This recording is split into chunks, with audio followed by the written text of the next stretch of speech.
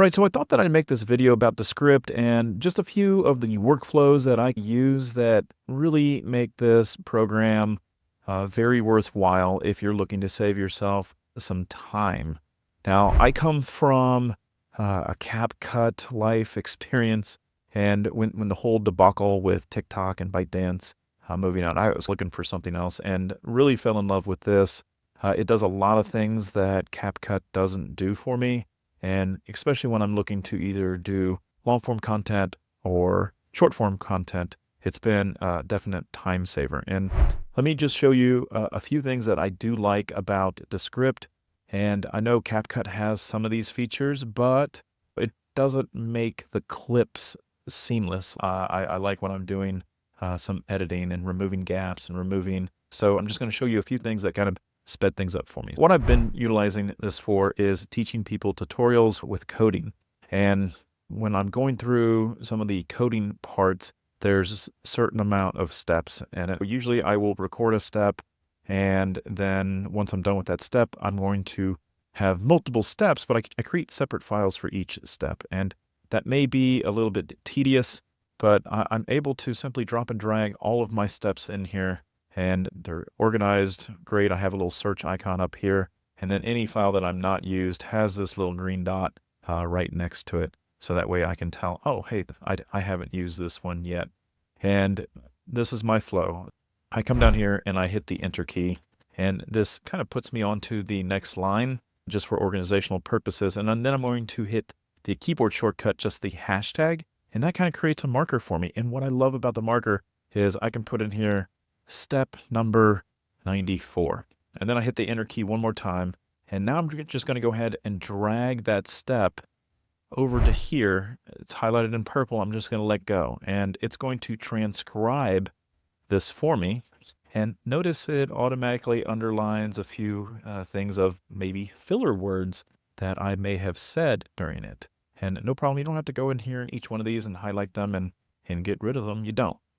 Okay. And anytime you see this little dot, that means that there's a gap, maybe some space where you paused.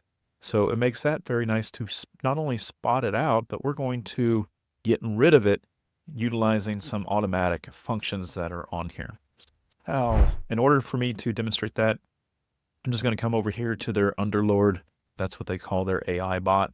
The first thing that I typically do to any of my work is the studio sound. And I tell you, I did try to use it with CapCut, and this studio sound so much better with trying to get your sound. And again, you're not stuck with it. You are able to tweak the audio setting once it's done applying the studio effect. So it's pretty good. It was complete. The next thing that I do with Underlord is I'm going to go ahead and remove my filler words. Typically, it's pretty spot on when it comes to it, but you are able to go through it individually and tell it whether or not you want to keep it or not. And I'm just going to go ahead and click on remove all. The next thing that I do with my workflow is I come over here with this little magnifying glass. It's already up here. I don't need to go back to Overlord to find it. I just come down here, shorten word gaps, and you get to specify what word gaps are you looking for. Are you looking for a pause that's greater than 1 second? So I'm going to go ahead and click shorten all.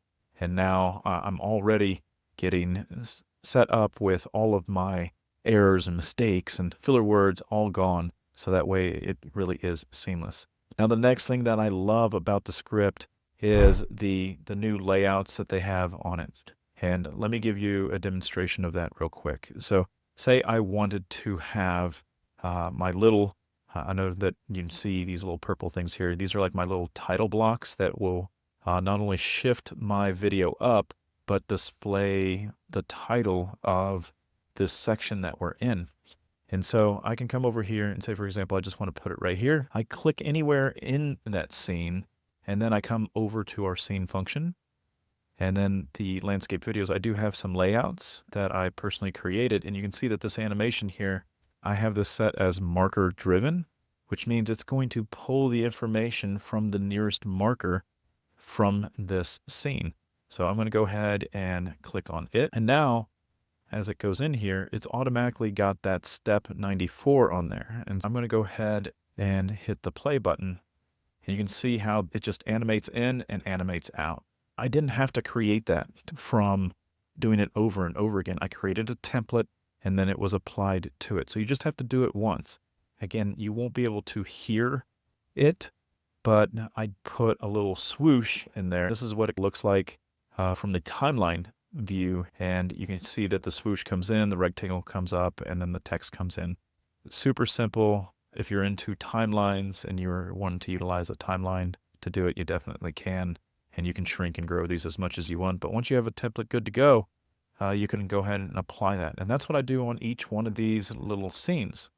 Again, that's why I enjoy Descript. I've been using it for a couple months now. If you are looking at getting into Descript, I do have a link down below. It does help out. But for that, I'm Rob, and I'll see you on the next tutorial.